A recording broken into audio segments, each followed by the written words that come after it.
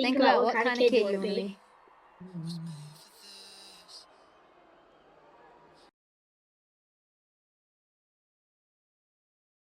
Hi, guests. This is Riley.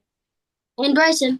Back with another episode of Goats in the Making, where we talk about game-changing stories of life, sports, and faith.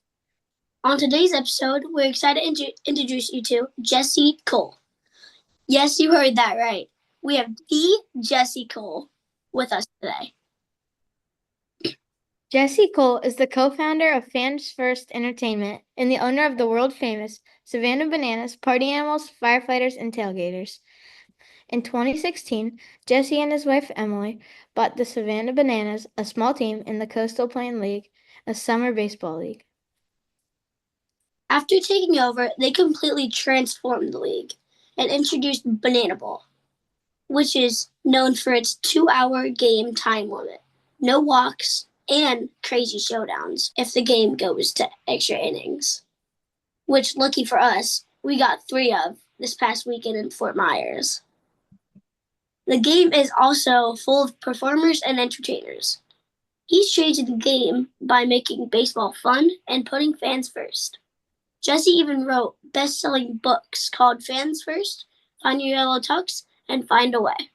When he's not running the Bananas, Jesse travels the world as a keynote speaker, but he always stays focused on what matters most to him, his family.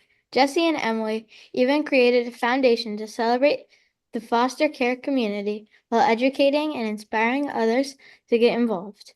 Jesse inspires entrepreneurs, coaches, players, and the next generation of fans to think creatively about how to change the game and make sports more fun and fan-focused. Jesse, are there any other things our guests should know about you?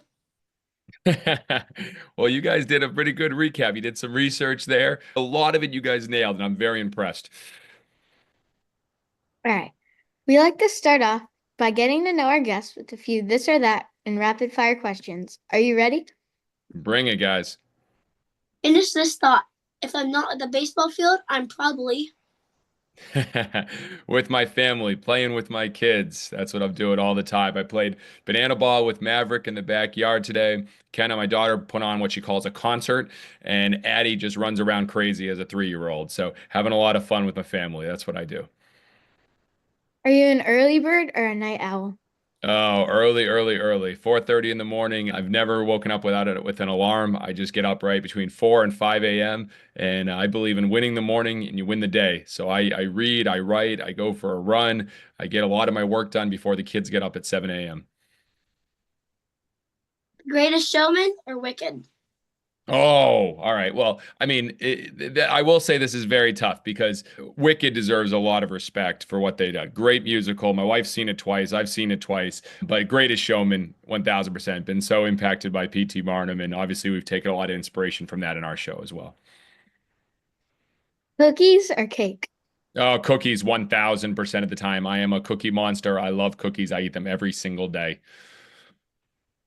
What's your favorite experience from the 2024 tour? And that's tough, guys. So I would have to say it was the game in Philadelphia at Citizens Bank Park. Most people would say Fenway, Jesse. You know, you grew up south of Boston, big Red Sox fan. But, you know, there's just a lot of things that didn't go right that night. And I see a lot of the things behind the scenes and the operations and the show and all that. So it was still an unbelievable night. But Philly, everything came together. I'll never forget going out on the street in front of Citizens Bank Park, seeing 20,000 people out in the streets 3 hours before the game, and then having all the great moments with Shane Victorino and, you know, Ryan Howard and just huge home runs and great moments. That was a special, special night in front of the largest crowd at that time in history with 45,000 people. Mm-hmm. Superheroes or villains? Oh, come on, superheroes. I'm the most optimistic, positive. Oh, I need that happy-go-lucky superhero save the day. I don't want to celebrate those villains.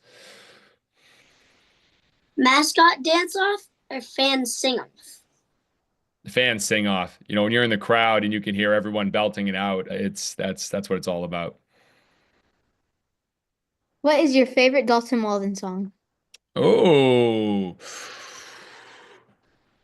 I think Sweet Like Honey. That's a good jam right there. Mm-hmm. What's your favorite Bible verse or motto? Walt Disney has always inspired me, and all of your dreams can come true if you have the courage to pursue them. What's the craziest thing you've ever been asked to sign? I've signed a lot of weird things in my day. I get asked to sign Dolce and Banana underwear a lot. Let's put it that way. But also signing a baby is very weird on their head. So I've signed a prosthetic leg. I signed one of those about a month ago. That was very weird. Every day is different and what I get asked to do at the ballpark, but it's all part of the experience. Mm-hmm. So someone said that someone asked them to sign a wet floor sign, and the security came running after them and said, "You can't take that." Yep, all those things have happened. I'm sure they have. Yeah. And if you can invite any person to see or guest play in a Bananas game, who would it be? Well, growing up, I was a huge Roger Clemens fan because I grew up in Boston, south of Boston. I got to see him pitch, which was pretty cool. We become close. But Pedro Martinez, David Ortiz, some of those guys, I think were really big, being a big Red Sox fan. What about you guys? Who would you want to see? Ooh, it's hard. Probably. Mine's Wyatt Langford. He's still current, but he's my favorite MLB player, so Yeah. Okay. I can see that happening. What about Shohei Ohtani? Would that be kind of cool to be in a Bananas uniform? yeah, that would be really cool at Dodger Stadium. All right. I'm already working on that one. Just give it a few years, okay, guys? I'm gonna see if we can make that happen. Yeah, that would be cool. We're going to move on and ask some questions about your baseball journey. Let's do it. The Banana Ball organization started off with a lot of people mocking and laughing at it, but now it's on fire. How did you and Miss Emily have confidence to keep going and believe in your vision when others doubted you? And were you always confident or was it scary? Anytime you do something you've never done before, it's scary. And if you're not scared, you're not thinking big enough. So the first time I played baseball, the first time I played t-ball, I remember coming up and I was scared out of my mind that I was going to strike out. And my dad yelled to me, "Jess, swing hard in case you hit it." And that was the mindset, to swing hard in case I hit it. And so I've been scared every step of the way, pitching in front of huge crowds, going to Division I baseball, playing in front of professional scouts and pitching in, professional workouts. I did a bunch of those. I was always scared. I was always nervous. And then when it came to running a team, yeah, our first team, guys, there was only $268 in the bank account. I couldn't pay myself for 3 months. That was scary. I didn't know I was going to make it. I was living off savings. Luckily, I was paying only $300 a month to rent a place to stay, and I was living off pennies, and it was scary. So when we came up with the idea of creating this with the bananas, it was just, hey, let's do something that we believe we would love. And I don't know about you guys, but you play something, you play a game, but there's a difference in watching the game. And I played baseball, got to play at a Division I baseball down in South Carolina, and it was exciting to play. But watching it, I got bored. I just got bored watching a regular baseball game. It wasn't as exciting to me. So I wanted to create something that was more fun. And so we said, let's do it. And yeah, we failed at first. We only sold a handful of tickets, struggled. No one believed in us. We were criticized every step of the way. But I just believed that if we could get people to experience something different, that we should keep going. And so that was it. I have 3 kids now. They're scared of everything they do the first time, whether it's a trampoline park, whether it's going to play baseball for the first time. They're always nervous and scared. But then once they do it and they get used to it, they get their reps in. You think that first time walking out at Fenway Park in front of 37,000 fans, I was a little excited, a little nervous. All right. Every one of those moments. But that means you're doing something right when you're a little scared and a little bit nervous.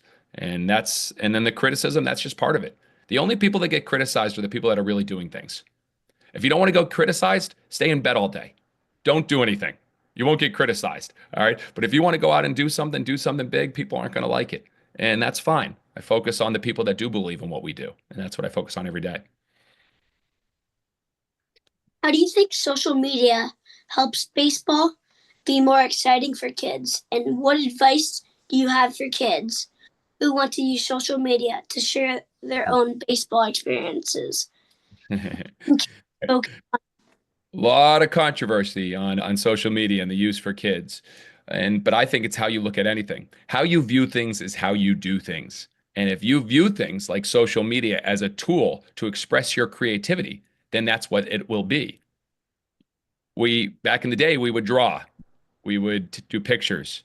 All right, that was a form of creativity. Then we started taking photos, and now we started creating videos, and now we start putting it out on social media. It's the way the evolution has made its way. The only challenge is, do you focus on creating before consuming? So many people, they get on there and they just consume. But my mindset with social media is create first, then consume. So every day I think about what are we putting out in the world to share, to spread joy, to spread fun, to spread excitement. Put good in the world. And you use social media for that. And it's an unbelievably powerful tool to not only express yourself, to learn, to grow, to develop in different ways that you never imagined, and to get great feedback. We learn by doing. So social media, the way I look at it, guys, is we learn so much faster than everyone else. A lot of sports teams don't put as much into social media. We get direct feedback from our fans immediately. And whether it's kids, whether it's adults, whether it's grandpa, grandma, we know right away, does someone like what we're doing? And if they don't, then we adjust. If they do, we do more of that. And so for kids, I'm sharing my son Maverick. We make videos together. I go out and back with trick plays and we create videos together and we work on how do we show it and we pick music together. That's a level of creativity. I love that. But he's not scrolling through my TikTok and Instagram to seeing what he gets to see. We're just focusing on creating. And I think that's the great vehicle with social media. And for me, because of my algorithm, because of what I look at, I have all the entrepreneurs, the Steve Jobs videos, the Jeff Bezos videos, the things that Walt Disney do. So I'm consuming great things every day. How you view things is how you do things. And that's what I look at. And that's how I think social media can be a great tool if it's used the right way. Yeah. One of our favorite things about Banana Land is that it feels like you're transported to a different world. Kind of how Disney feels, like an escape, though you're in the middle of Orlando. It's easy to be in Banana Land and not think about school or chores, and it feels like players are friends. Just this weekend, I felt like I was a part of the team when I got to run out of the wall with the party animals. Has it been hard to keep the community feel of Banana Land as you're growing? Or do you ever worry about fans getting too obsessed over Banana Ball and the players? There's levels of fandom for sure, but I don't think I think about too much about fans being too obsessed. If you can create something that someone's obsessed about, that is a great thing. I see obsession as a really good thing. People say, "Oh, he's obsessed, he's obsessed." That means you love something to a passion that you think about it all the time. Like that's good. And when I think about being transported to a different world there, I appreciate you saying that. Our goal is to get people to go to a place where they don't have to worry about all the things in the world, where they can just have fun. It's a place filled with joy, music, singing, dancing, trick plays, and craziness. And you can be yourself. And I think you're right. Walt Disney did a tremendous job of that. And I have learned a lot from him. And if Banana Land and every place that we play, we create that feeling, that's a win. And if people, kids, adults want to be more a part of it, we're going to find ways to make them a part of it. I'm glad that you ran out with the party animals. They're a little crazy. I will tell you that. Hopefully you didn't get too crazy, but it's fun. And that's what it's all about. So I challenge anybody to try to create something that can have people feel that thing, feel that much passion towards it. And if you create that, you're on the right path. And we still have a lot of work to do, but I appreciate that you guys are feeling it a little bit. Yeah. Going with the players it's so cool. What has stood out for you guys? What are moments that the players have created for you that have stood out? Ooh. So, my favorite player is Tanner.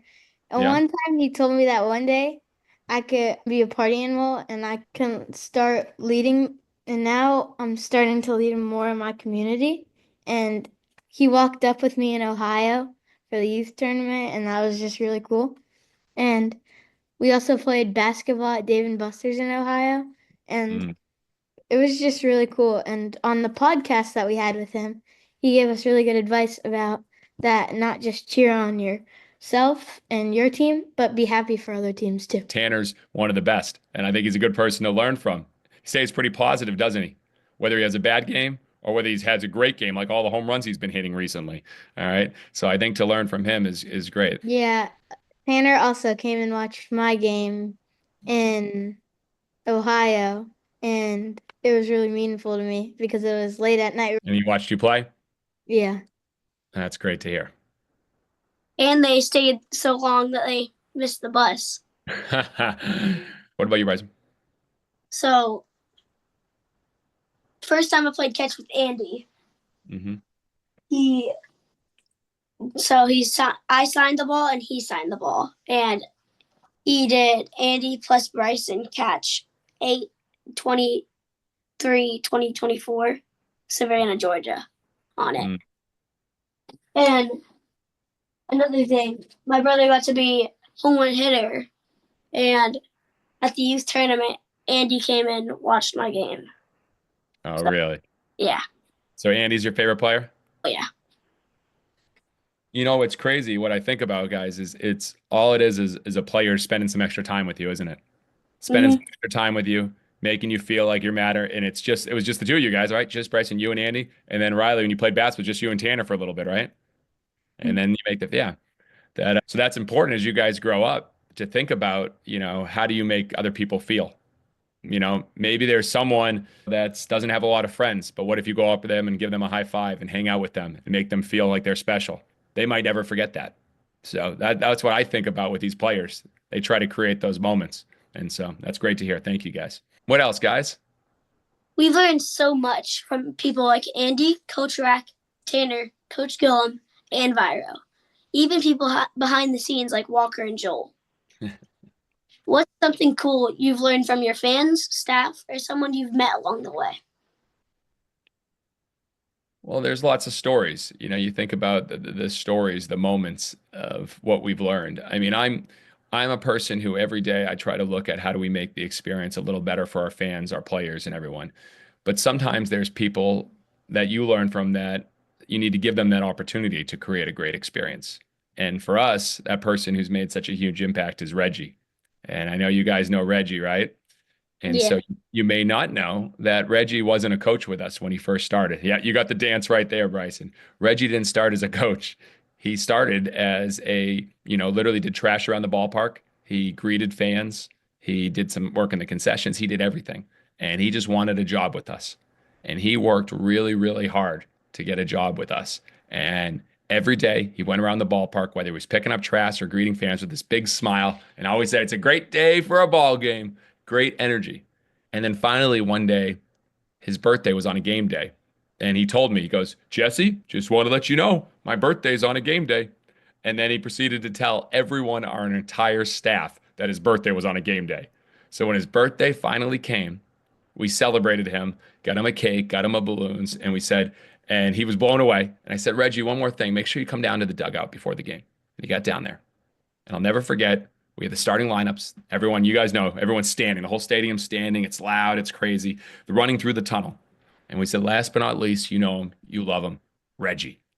And he ran through the tunnel, high-fiving everyone. The coach had a jersey for him with his name on it. And this was before anything. This was when he was just a staff member. And he stood there for the national anthem, and a tear came right down his face. And he said it was one of the best days of his life. What happened next was crazy. He spent the whole day in the dugout, encouraging the players, hyping them up, high fiving them. And the players came up to me and said, "Jesse, we want Reggie to be a coach for us." I go, "A coach? Reggie?" And they said, "Yes, he brings so much energy. He lifted everybody up. We want him to be a coach." And so we made him a coach. And when we won that championship the first year in the Coastal Plain League, when we caught that last ball, Dan Oberst caught that last ball to win the championship, everyone ran out. And the first thing they do is they gave Reggie the trophy. And everybody started chanting, "Reggie, Reggie, Reggie." And now Reggie travels around the country with us as our motivational coach.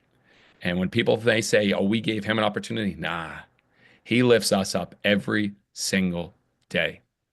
And so what I've learned is to look for the people, whether it's staff members, whether it's fans, whether it's players, that maybe we haven't given them the opportunity to bring the energy, to lift people up, to have fun, and to find that Reggie that everyone has in them that can really make an impact. And so every day I'm looking for those sparks that can really excite people. And if I see them in fans or kids like you, or if I see them in a player or an umpire, I try to light that up and lift them up and encourage them and say, let's do more of that and give them a bigger opportunity because there's people out there that can make a huge impact every single day. You just have to give them a chance. That's Yeah. really cool. It's cool to see how far he's came because he's always been really motivational to me and Brycen, and he's just really nice. Well, how about this? Have you guys ever seen Reggie really upset? No. No. What do you see him? He's happy, right? He's Oh positive. yeah. He's Always. dancing. He's celebrating. You know what we can learn from Reggie? What if we show up every day like Reggie to bring joy, to bring fun, to bring positivity? You show up like that, you're going to make a bigger impact than you ever imagined. Yeah. And when Andy was watching my game, Reggie watched it with him and encouraged everybody on my team. Yeah, pretty cool. Yeah. And I know that Andy is best friends with Reggie too on the We team. all are. How can you not be best friends with Reggie? Yeah. You guys played in Fort Myers this weekend. I know that you've heard how cutthroat baseball is here. One thing I found surprising was that a lot of the kids I ran to at the games were the same kids who laugh at me when I do walk-ups at local tournaments. How do you think that kids like us can make a difference in our local community? It can be hard when they mock you, but seeing them at a game proves they want to see what all the excitement is about. This one's hard, guys. The key is to keep showing up, keep coming to bat, keep coming to bat. And if people are mocking you because of the way you do things, but you keep showing up and you practice in private and get all the work done and you do everything that when no one else is watching and you get so good at it. You know, whether I watch my son in the back, he's catching balls regularly behind his back. He's 6 years old over and over again. People are going to mock him, but he's getting the work in every day. He's going to keep showing up, keep showing up, keep showing up. So the challenge is to not worry about what other people think when they're being negative. Anybody that's truly successful, that's truly made their way in this world, has not been a negative person. They've been a person that lift people up, like Reggie, that bring the positivity. And so I would suggest to focus on the people that are your biggest fans. Look at those people, whether they're your parents, whether they're your best friend, focus on those people and those people that support you, that believe in you, that know who you are. When I'm down, guys, I get criticism every single day.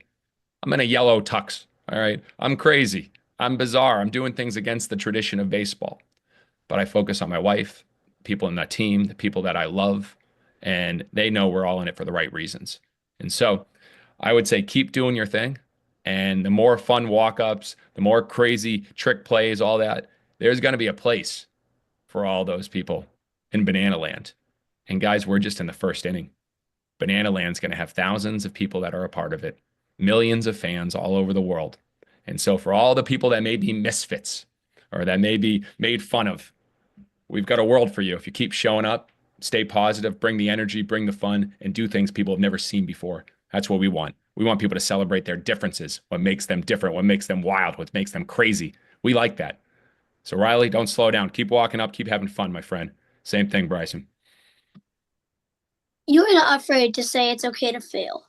Most of us are afraid to fail or do things wrong. How have you been able to accept failure and use it as something to learn from and be proud of? The reason we succeed is because we fail.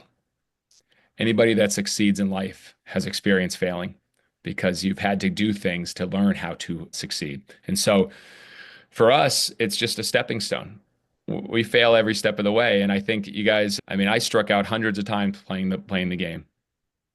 The Hall of Famer who has more strikeouts than anyone else is Reggie Jackson. He's a Hall of Famer. He failed more than anyone else. All right. Pete Rose has more hits than anyone that ever played the game, but he also had 2,000 more at bats than everyone that played the game. The question is how often you keep showing up and coming up to bat. And how do you deal with failure? You get back and try again. I tell Maverick every day, the more you take, the more you make. That's with anything in life, whether it's shooting baskets or whether it's practicing a new trick play or whether it's taking a new test, a new problem, a new challenge. The more you take, the more you make. Quantity leads to quality. So the only way you'll be successful is if you learn how to fail 100 different times until you find success. Guys, our first shipment of t-shirts, we misspelled bananas. We literally misspelled our first t-shirts that ever came in. Okay. Our first ticket launch, the system shut down. Our first merchandise launch, the system shut down. Our first one city world tour, the sound went out, and literally Shark started singing "Take Me Out to the Ball Game" instead of the national anthem because he was all frazzled. Everything went wrong. Our first game on ESPN, the transmission went out. Our first Major League Stadium, the ticket system was hijacked and that went down. Every step of the way that we failed. But I ask you this, is anybody talking about those failures? Not really, right? Because they're talking about our next at bat. What's next? Next stadium, the next game, the next football stadium, the next team, the next thing we're doing. We get back up and we try again. And we learn from it and we get better. And we're not afraid of failure. That's why we succeed. Yep. Awesome advice so far. Thank you. Yeah, and just with walk-ups in Ohio, no one was afraid to fail, and everyone was having such a good time. And it was because of our mindset. It wasn't all under pressure, and it was like a whole different world. It was like we were playing like with no pressure. It was really, really different than regular baseball. You were just having fun, right? Yeah. You weren't worried if something didn't go right because everyone was just having fun. And you know what the crazy thing is about having fun?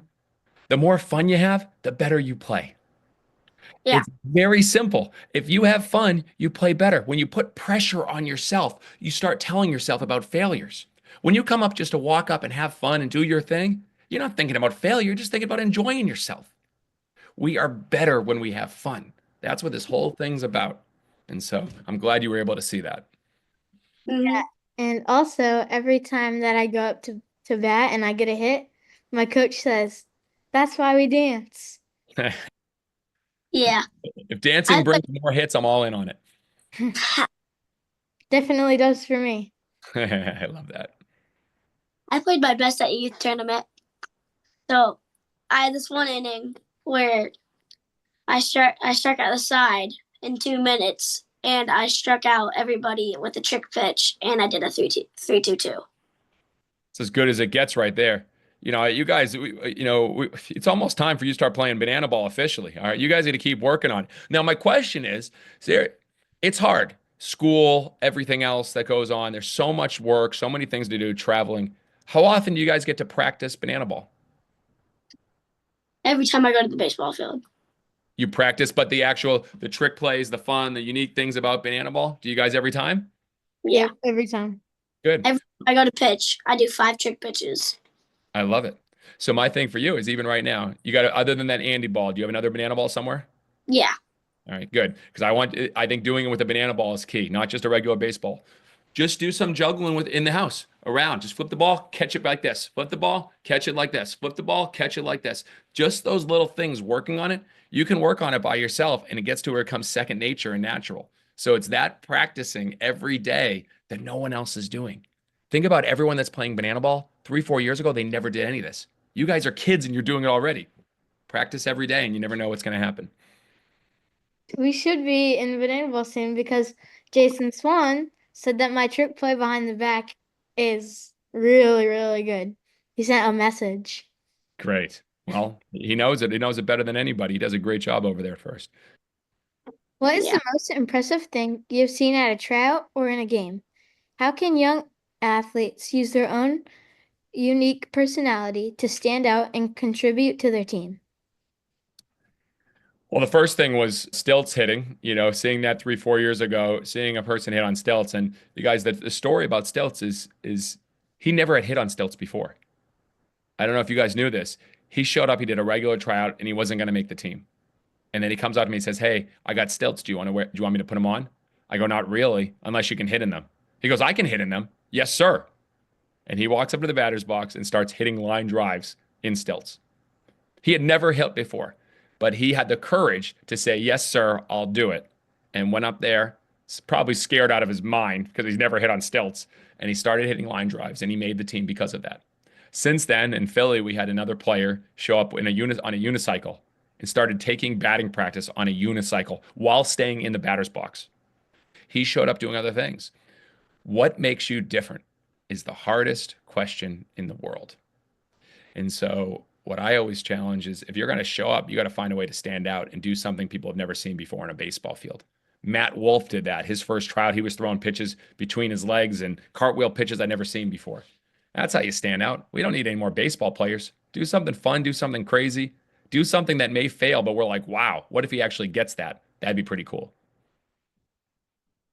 Yeah, the one on the unicycle, I follow him and I watch his videos. It's Yes. really cool because the unicycle, it's just so impressive. How he bounces and hits. Like hitting is one of the hardest things to do in sports, and it makes it even harder. And with stilts too. Yeah, it's amazing. He was doing crazy things with his hands, and he started using social media and putting videos out. I saw videos of him before he ever played in front of me. So again, the power of social media. Steve Jobs said this. Do you guys want to know who Steve Jobs is? Hmm. He Yeah. created the iPhone. Yes, he did. Yep, Apple. So Steve Jobs said, "No one knows what they want until you show it to them." So when he first pulled out that iPod and he said, "Look at this. You get one. This is iPod before iPhone, guys." He said, 1,000 songs in your pocket because they used to have to listen. This is crazy, guys. I'm talking here. You used to have to listen to music on a CD or go even backwards. You could only get 10 songs or 12 songs at once. Crazy, crazy, crazy. So that he put 1,000 songs and he showed it to him. So my point is, everyone can talk about something. The key is to show them. So, for instance, you guys start doing really cool trick plays, film it, capture it, have it ready to share with people. Because once we see it, whew, that's a game changer for us. It's not about talking, it's about showing. Hmm. That's the key. Yeah. So I saw a video of you, and it was about the bar raisers on the team. Yes. And one thing, so I was at the Miami game, Hmm. in Riley were, and one thing that I saw was that was definitely a bar raiser. There was this one guy that came into pitch, and he switched arms in the middle of the inning, Yeah. and yeah, that he's cool. I like him. Well, that's just another level of things we're looking at. Yeah. What about someone pitching with no legs? Imagine that. So Hmm. these are all the things, that have been brought to our attention. People that are doing amazing things that people have never seen before, whether it's pitching both arms back and forth, whether it's no legs, there's a lot of other things that are going to be in the works because we want to give people an opportunity to succeed that maybe they never had that opportunity before.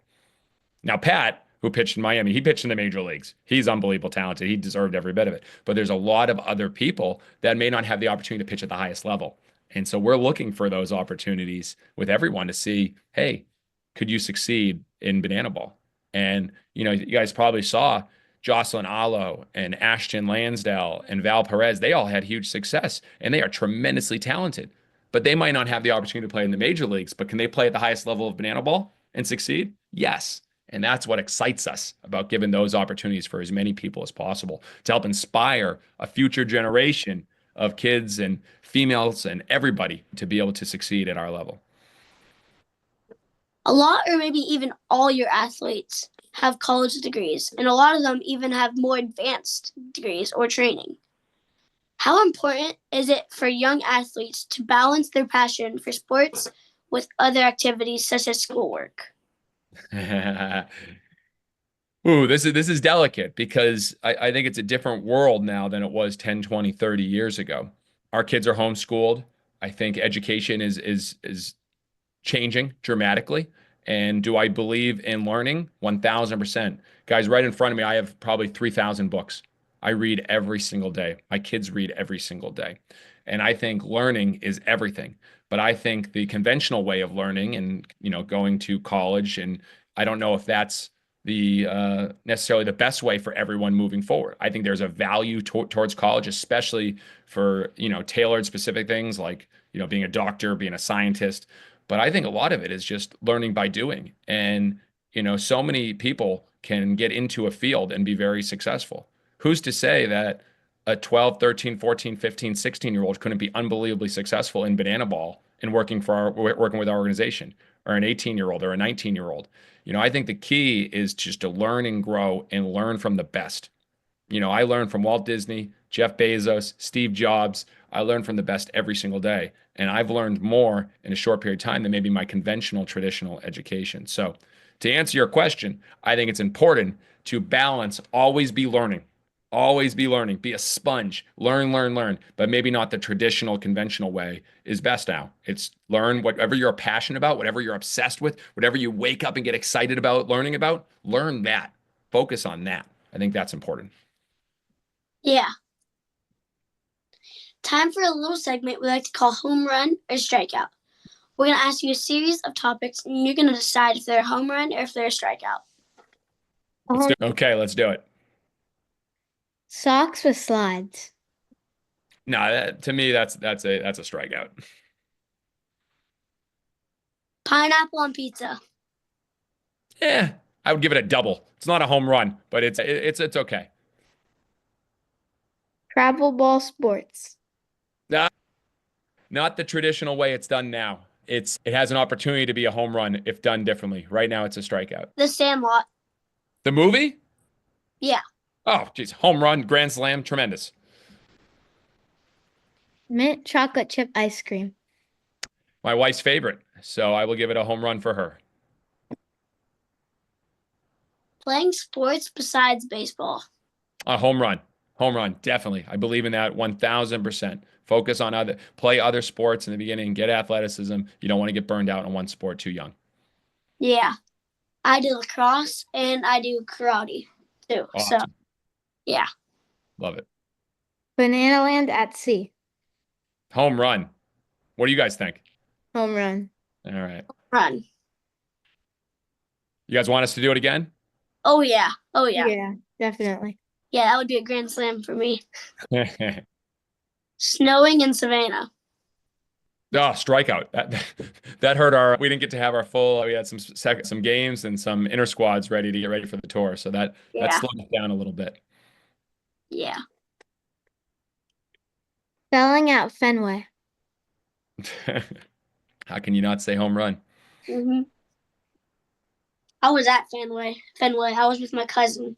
That was his every banana ball game, and he thought it was the best thing in the world. Well, that's great, and I have to remind myself of that because that was one of my toughest games. So, but everyone, if they see it, there's still some great moments. So, thank you. That's great to hear.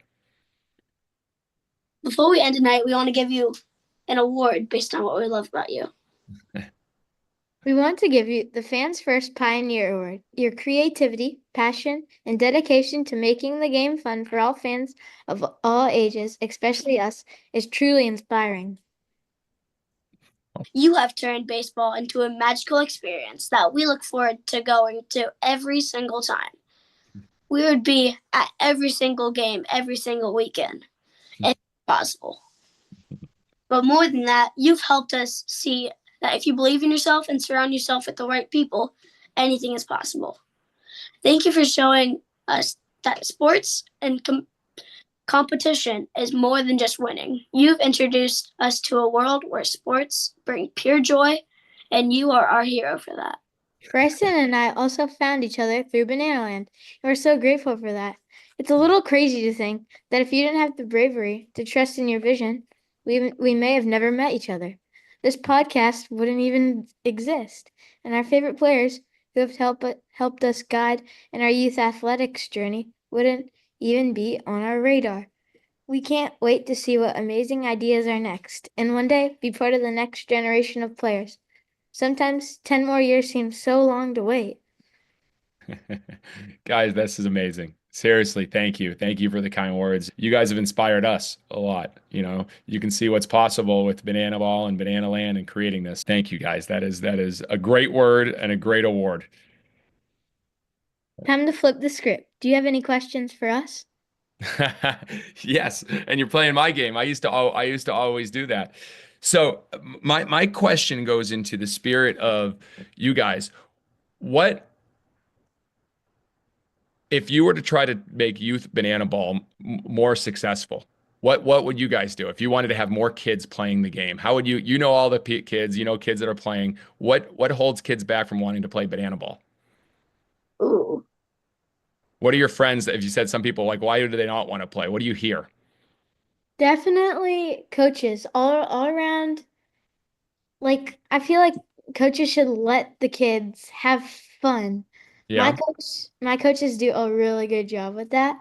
And I think that all around Florida, in my area, lots of coaches are really strict and they only like traditional baseball.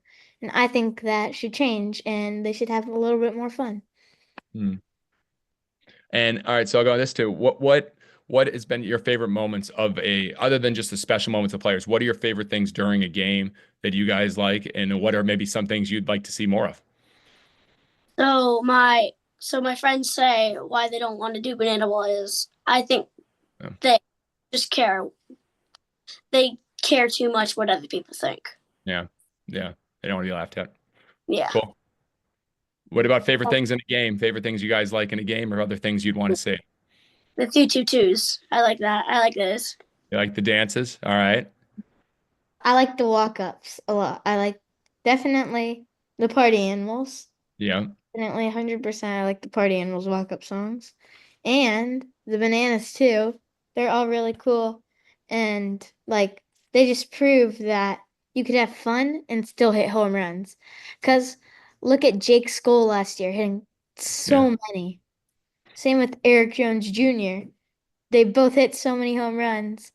And Mm. Jake Skoll, he has his own dance and he hits home runs after it. And It, another one of my favorite things are party animal headliners at Grayson Stadium. yeah, that's a controversial one too, Briley, because a lot of people didn't like that this past year. That's why we made the change. So I hear what you're saying, but I get it. So here's another question. If you were me, is there any new rules that you would add or any new things you would do to Banana Ball? If you were me, what do you got, Bryson? So for if it was youth, I would do the fans have to do a trick play to catch it. No, okay. That's interesting. A fan trick play. That's a whole nother level. I like that. What do you got, Riley? So I think a cool one would be if it's a home run, you could catch it and they'd be out, but only if it's a trick play. Home run? Yeah. And if they catch it a trick play, it would be out, but that would be really rare. That would be crazy. So that they had to catch it like either glove behind their back or, well, Uh, bare hand would have to count. yeah. All right. All It right. would kind of hurt catching a home run from that far too. I know, but that would be epic. That's something maybe, yeah, maybe we think about something like that at the football stadiums because there could be a lot more home runs at the football stadiums. Mm-hmm. Cool. Well, that's good, guys. I'm always intrigued on things that you like and things that you would do differently because a lot of this we are making games for the kids. We want when someone's whether they're 5 years old, 8 years old, 10 years old, 12 years old, or 15 years old, that the game will continue to age up with them. So even when you're older, we want you to still like the game and hopefully enjoy it as much. So thank you Yeah. for answering those questions. Before we sign off, what would be one thing you'd want to tell your 10-year-old self? The same thing my dad said to me. Jess, swing hard in case you hit it. Keep coming up to bat. Keep swinging hard. And you never know when you make great contact. A huge thank you to Jesse Cole for coming on the show tonight. We know that we were really lucky to get a chance to talk with you, to be included in so many things in Banana Land, and always be encouraged and supported. We really appreciate you spending time with us.